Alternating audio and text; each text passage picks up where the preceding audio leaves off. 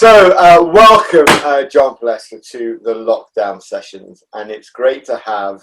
Well, I was joking before, but an experienced podcaster, but more importantly, a business and life coach. And part of these lockdown sessions, John, are about drawing on experiences of people who work in the field of learning and development, of organizational development, and just in people development. So first of all, thank you and welcome. Let's make it like a real buzzing edition. You got it. Thank you. Yeah, no, and I love what you're saying about learning, because when this started, well, I don't know, 3 months ago or whenever you want to count, like I was supposed to meet my own coach in Canada, and I'm in Right. the United States.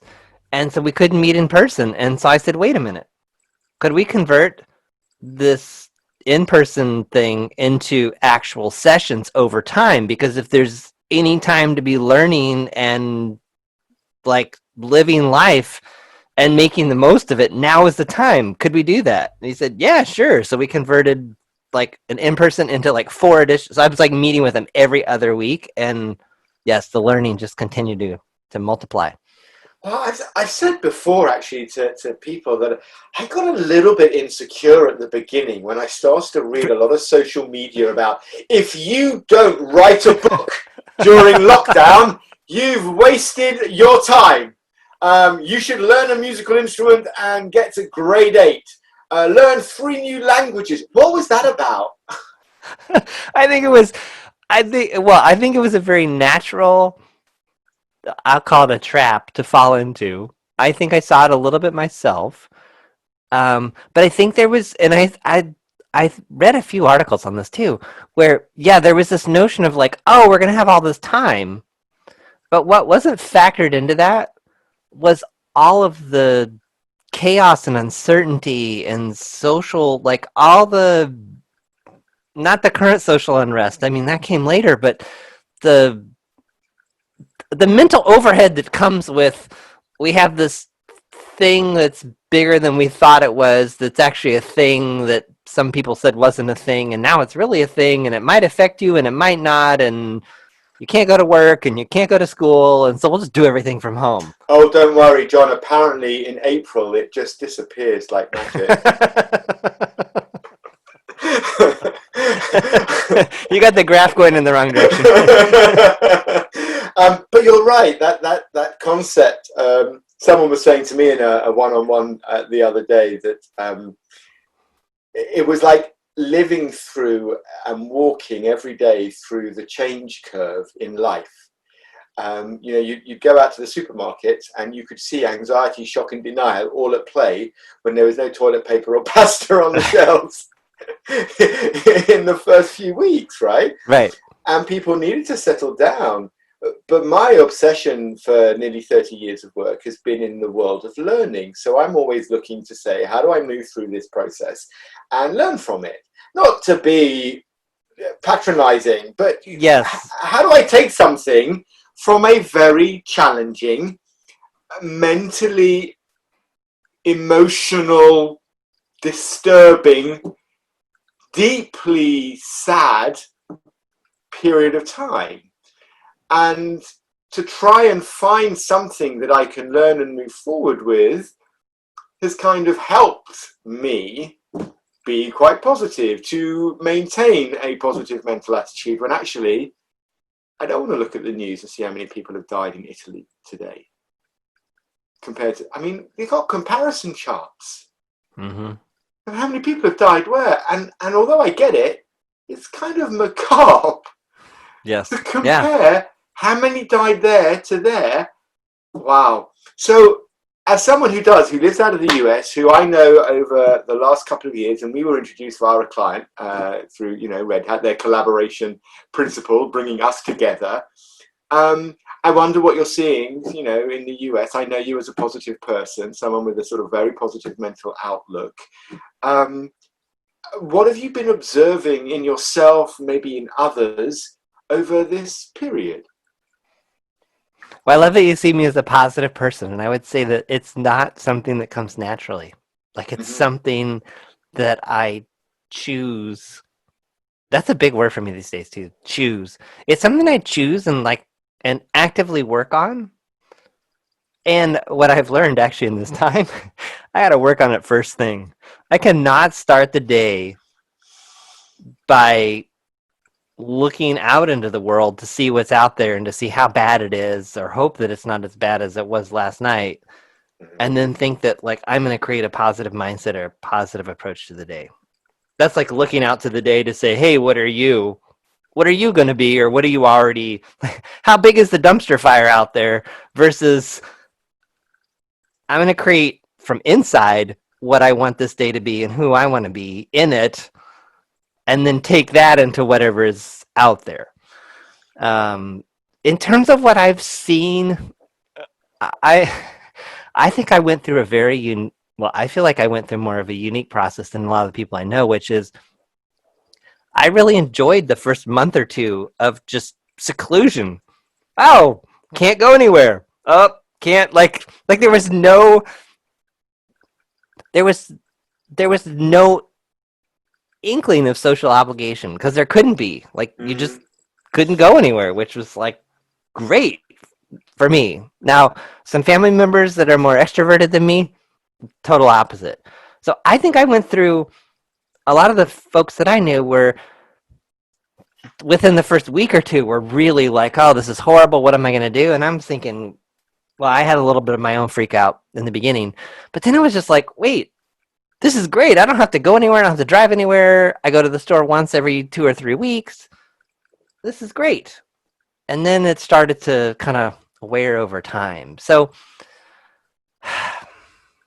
I'm hard pressed to kind of give an accurate, I feel like it's across the spectrum in terms of where people are at, how they've handled it.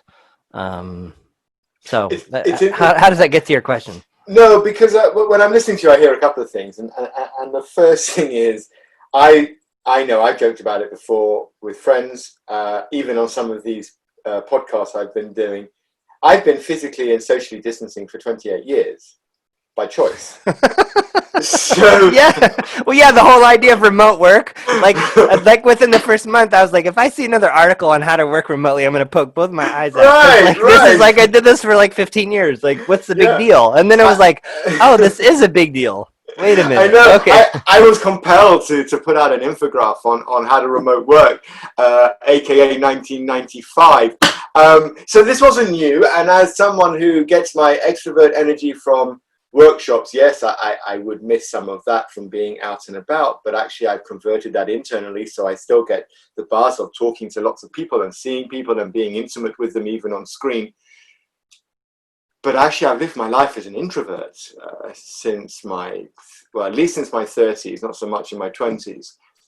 And as a result, for 20 years, actually, living remotely as I do in a village, working remotely means that, when I've closed my door, it could be 5 days before I see anyone anyway.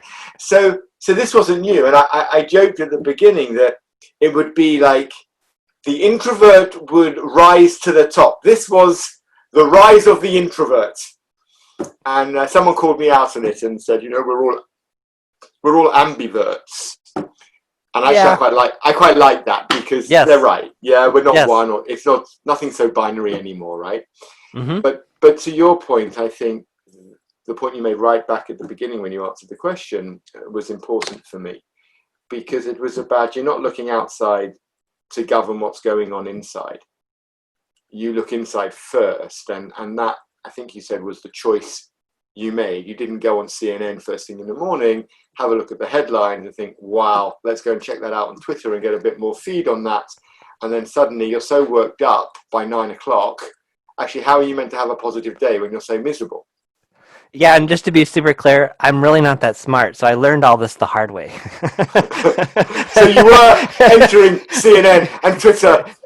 Yeah, it was the first thing. It's like, how bad is this? Like, how far has the stock market fallen? I'll learn. Yeah, and then this accumulates over days and weeks, and then you're in a mental place that you don't want to. That's not very life giving, and you're just like, how did I get here, and how do I do this differently? Oh, again, Right. and this is where Hiya. this is where coaching helped too, where it's like, yeah, I'm a coach, I'm fairly self-aware, but there are just things that you just can't see, and just a like really pointed question of like, so what are you putting in your mind, or how are you starting your days these days? Oh, or what are you doing with what you've been learning in our sessions? Nothing. Huh. Maybe I could Right. slop some of that time to like put some of these things into action, into work, than to keep looking for more new shiny things, or Very, or very, burning or on fire things. very early on, I realized that I had to remove my news apps from my phone because I was consuming myself with information. Knowledge is information, right? That's true, but unhelpful. And I was always reminded of things my mum used to say to me when I was a kid, which is, Brad, I loved music as a young kid, right? I still love music, but as a young kid, I adored music. I wanted to be a DJ. And I used to have spin records, and I had two of them lying next to each other, and I used to really play. And even in my teens, my brother and I, we'd have like a mobile disco. We'd go and like do parties. It's how I kind of earned money for myself in college. And she always used to say, you're the DJ of the soundtrack in your mind. So if you don't like the soundtrack, change the record. That's brilliant. Right, isn't it? And so for this period of time, what was I doing? I was proactively creating a soundtrack of death, misery, destruction of people's lives, and we know people who sadly have passed because of this pandemic. And actually, this word you used right at the beginning was choice. It's a choice you make, whether it's the hard way or the easy way. I don't think it's relevant. I think the fact is that you come to this choice, and I wonder how much discipline does it take you to maintain and sustain that choice? Because so often creating new habits, it's quite hard to create that muscle memory that doesn't suck you back into that. And Twitter's it's somehow it sucks you in. It's like YouTube. John, I went on YouTube the other day to look at a National Geographic program on shark attacks in South Africa for people who had dived in cages. Very specific. But I ended up, over an hour later, still in my office on my computer, watching cartoons from the 70s. Amazing. I write, what a wormhole that was. It was like a rabbit hole. So how do you do it? How do you create that consistency of behavior, I suppose, is what I'm trying to find out. For me, it's over time. For me, it's flexibility, grace. I picked up a simple meditation. I was going to say, I picked up a simple meditation habit a couple years ago, which isn't true. A couple years ago, I tried to meditate for 5 minutes. And then I did it for a string of days, or maybe it was 10 minutes for a string of days. And I was also doing this journaling thing where it was you tried to get to 40 days without breaking the streak, and if you broke the streak, you had to start over. Mm-hmm. And I broke the streak. I had to start over. I got to 40 days, and then I blew past it. I think I got to 200 days before I missed a day or something. And somewhere in parallel, I started doing this little meditation thing. And I still haven't broken the meditation thing. It's at least 10 minutes a day. Sometimes it's more. But it's, I don't know, it's prioritizing. It's doing it over time, little bits, maybe increasing it. And then it's like, I'm totally not one of these guys that's like, just grind it out and strengthen your discipline muscle. And I don't know, it seems to work for some people, but I'm not a Navy SEAL or one of these guys that just. I love the image. I love the image. No, because there's this guy, Jocko Willink. Give me 20. Yeah. Well, Jocko Willink, he has this whole thing of extreme ownership, and he works out every morning at 4:30, and I used to think that was the ideal, and I just think, you know what, it works for him, and that's like great.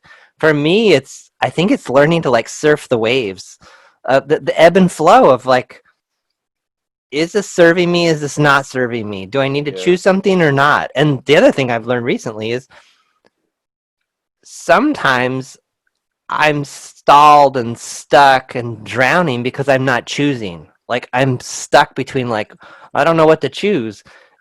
And there's this irony. There's like this power in actually just choosing something. Like Mm. then the world or however things work out there kind of move with you. But if you're just not doing anything, you're not doing anything. I know that's really profound. But I guess what I'm trying to say is choosing something, even if it's quote the wrong choice, is often not the wrong choice. We're not talking about like moral or ethical No, issues here. I'm no. just saying it's just like, well, should I exercise or should I have another cup of coffee? I don't know. What do you want to do? What's most present to you? And for me, one day it was like another cup of coffee. Great. I'll Yeah. exercise tomorrow. Just have So it. yeah, the discipline, like it happens over time, and I think there's an ebb and flow, and you surf the waves of what's going on, and you look to like, what do you want more of in your life? What do you want to get? Like, who do you want to be, and what do you want to be having, and I, what I, choices will lead to that? I do feel as though this has given the whole world, like for the first time in history, humanity is experiencing the same thing at the same time globally. And we might be 1 or 2 weeks like apart from each other, but essentially, never has there been an opportunity for the entire planet to be empathic with each other. And for me, this gives a real opportunity for connection, and that starts with the self. So I'm with you. I think we have to sometimes look in the mirror and be like, oh, I don't know what to do. I was speaking to someone the other day, and they nailed it for me. I said to him, what's made you laugh during this period? He said to me, it's the I don't know world we're living in. I said, what do you mean, the I don't know world? He goes, well, someone will say, where can I buy a banana? I don't know. When can we go out for a beer again? I don't know. When will we go back to work? I don't know. When can we travel again? I don't know. When's this going to be over? I don't know. When are the kids going back to school? I don't know. He said, and we're living in this I don't know what. And if you just accept that we just don't know, just choose what you want to do today and shut up and get on with it, he said. Because the more you procrastinate and the more you ask yourself, what should I do, the less, time will just pass and you'll do nothing. And then you'll beat yourself up and then you go into this horribly unvirtuous cycle, which is just not very pleasant. And I love the way he said, like, I said to him, oh, we're moving into a recovery phase now, slowly but surely finding new ways back into work. And he goes, oh, Brad, no, it's just we're moving out of the I don't know phase into the I don't know exactly phase. And he wants people to remain in a slowed down state because he thinks this is our chance to reflect. And he's convinced people aren't reflecting enough. And I wonder whether you might see the same in friends that you talk to, in perhaps people within your own community. I see it as a step. Well, I think what jumps out to me is I think it's a huge leap to go from very broad generalization, but if a if people have been so focused on just being in their own homes and in their own routines, their own lives, and suddenly it's different, I think it's a huge leap to just say, oh, suddenly they're gonna just stop and just Right. smell the roses and just like suddenly be these like go from like zero introspection to massive introspection. That seems like a big leap. What I am seeing though, like even in my neighborhood, is like all these people walking around that I've never seen before. Like just like, oh, like where do you live? Are you like 2 blocks away or 20? Like I've never seen all of you people before, and I'm at home a lot, and I walk around my neighborhood a lot, and I have never seen 75% of the people I'm seeing. So I don't know. Maybe I see it as in steps. It's like, and even now, like we're 3.5 months into this. Even when I go out for a walk now after dinner, like there's more people out than there previously were. So I guess I see it as kind of like an evolution of we're out of our houses, we're going for a walk now at night or in the morning or even during the day. And so I don't know. I guess I would see it as a more of a progression than a like. I was never a journal or introspective at all, but you know what? I just spent an hour journaling and meditating this morning. I don't think so. Yeah, right. I didn't need to become a meditation guru in 3 months of lockdown, but actually maybe taking 5 minutes a day to close my eyes and breathe uh, Yes. could work really well for my mental health. Yes. Totally. Totally. And actually, when I watched a great video in one of my YouTube wormholes of Arnold Schwarzenegger, and he was talking about procrastination, about learning and developing and growing. Always grow, he was talking about. And he said, imagine if for 10 minutes every day you read something new in a topic you loved. Let's say history. So for 10 minutes every day for a week, imagine what you'd learn in that week. You'd spend an hour and 10 minutes reading about history. Maybe make some notes. And then the next week you'd spend 10 minutes a day just before you went to bed, or maybe just when you wake up if you prefer, just reading. And he said, imagine if every day and every week and every month and every year you read 10 minutes of something to do with history every day. Imagine how much you would learn. And It's just it's quite whoa. profound, right? Way. Way. Well, and what's so beautiful about that? It's the cumulative effect over time, and it's taking the 10 minutes of scrolling Twitter to see how bad things have gotten, or hoping that things have gotten better. That doesn't really provide any lasting value very often. And replacing that 10 minutes with, oh, that's brilliant. Yeah. We've Right. got that 10 minutes. That 10 minutes is Of out there. It is. it You just have to claim it. of course it is, right? You have to make the choice. This is back to your word choice again. Yes. And I almost feel as though, my nan always used to say, and she was a survivor out of the Holocaust, so she understood pain and suffering. And she always used to say, you look for a gift, even in the worst of times.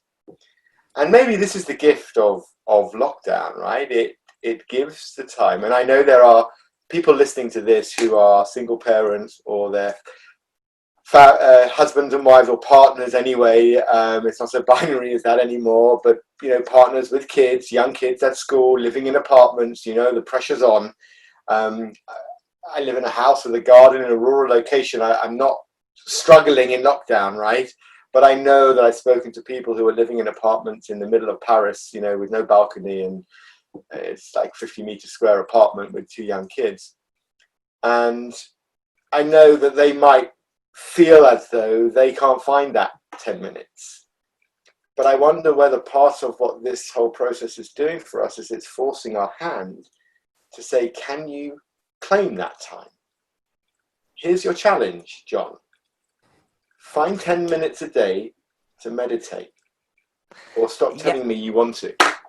Yeah, when what pops into my head is creativity. Like like our brains have like an amazing creativity ability, like to come up with things. So it can't. So yeah, it's like, okay, where would I find this? Well, if you start with the belief that it's not possible to find 10 minutes, it's true.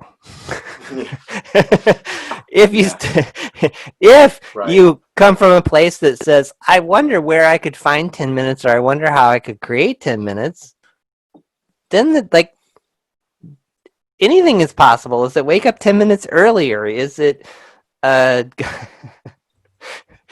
is it like go sit in the car in your garage for 10 minutes? Because that's like the quietest place that you can find where you will just have privacy for 10 minutes. Does it sound strange? Yeah, but who cares? Nobody's going to know. Like, but in other words, just when you start to play with like anything is possible to find these 10 minutes, and where would I find it that's quiet? Like, try something. Yeah, I think there's real. I love this because actually, I mean, it goes back again to this word of choice. It is my choice. It's my choice to commit to me being important. For me, this goes to the root in sort of coaching work of nurturing the self. And if I don't nurture myself, one, why would anybody else? And two, what a shame not to nurture myself. I have behind me this isn't very good for audio, but I have behind me a keyboard. And I invested a few months ago in a really cool attachment that would allow me to plug into my Mac, and when I play the keyboard, it will transpose, the music into GarageBand, and I could then get a software program called Score Cloud, and have all my songs written out. Actually, what it did was it just got me back into playing my keyboard, and once a week, my wife, on a daily basis, does this Facebook 11s where she talks actually out, and people join. And on a Friday, I sit in my office with the door open, and at 11 o'clock, I just play the keyboard and and sing while she does her 11s. And it's just lovely, right? It's just a moment in time where I do something that I love. Mm-hmm. And I'm busy, John, right? I'm not convinced I can really afford in that moment. I think I can afford that time, right? And I'm not even that good. Like, to double it up. So I need to practice. Right.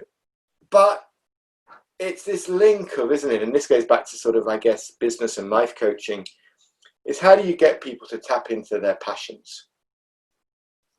Because when we're at work, it's all about your talents and your passions and how do you align them. And what I'm learning and observing, or I'm not learning so much, I'm being reminded of, is how to make time for my passions. Not just the new stuff, but some of the old stuff. I think you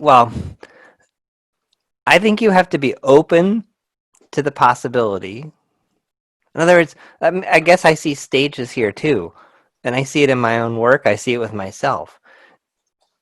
If you're starting from the position that there's no possibility that I can do this, again, you won't. Like, it's not going to happen. But if you're like, well, open, like, I don't know, John and Brad were saying this is possible. I don't believe them, but I'm going to hold open the possibility that maybe it is.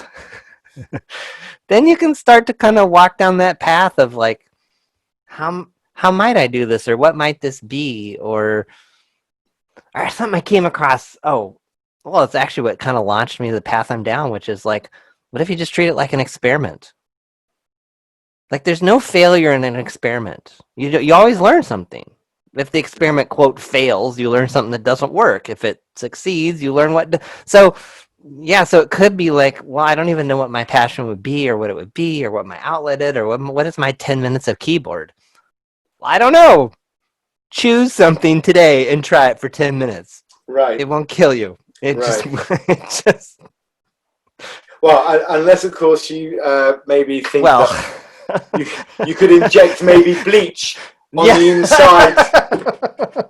UV light. Yeah, not recommended. That's not an experiment I want to try. No, but you're right?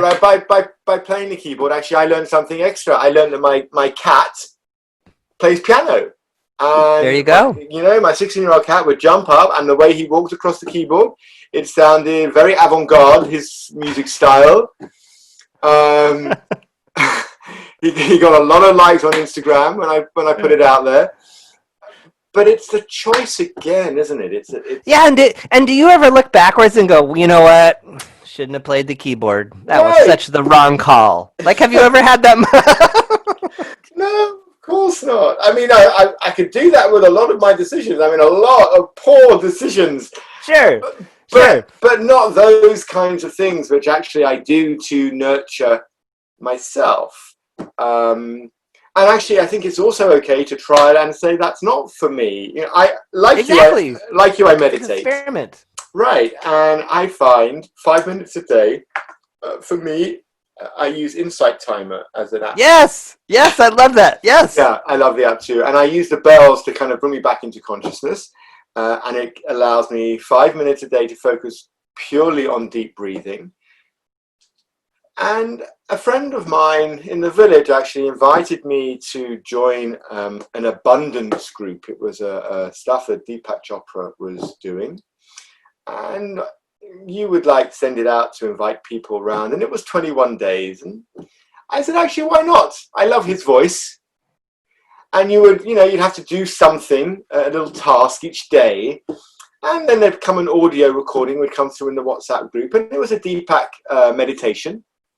15 minutes, 8 minutes, 4 minutes, 20 minutes, I got to day 8. And then they started talking about bringing abundance into your life. And I got a little bit irritated with it. And I drink green tea and I meditate and I love crystals and holistic spirituality. And I follow a Buddhist lifestyle. I'm proud to announce it. But this started to annoy me. And I thought about it. I toyed with it for a couple of days, right? And then I left the group. I said, sorry, this isn't for me. Wow. Yeah. And I felt bad for about 10 minutes. And then I realized, you know what? It's okay. I don't have to like it. Yeah, you did the experiment for 8 days. Right. That was all you needed to know to determine not for me. Yeah, I didn't feel the need to draw that kind of abundance into my life. I wasn't buying into it. Mm-hmm. It doesn't change how I view Deepak or any of his writings. It hasn't stopped me doing my meditation on a daily basis, thinking and breathing. I just couldn't do that. And I almost feel as though sometimes people don't want to start something because they're nervous if it's not right, what it looks like to pull away from it. Because you're talking about choices, but there's other choices that we make before we make a choice. Yeah, and what's underneath that, which is probably a whole different conversation, is judgment. Like acceptance of, I, Brad, am not into this abundance thing.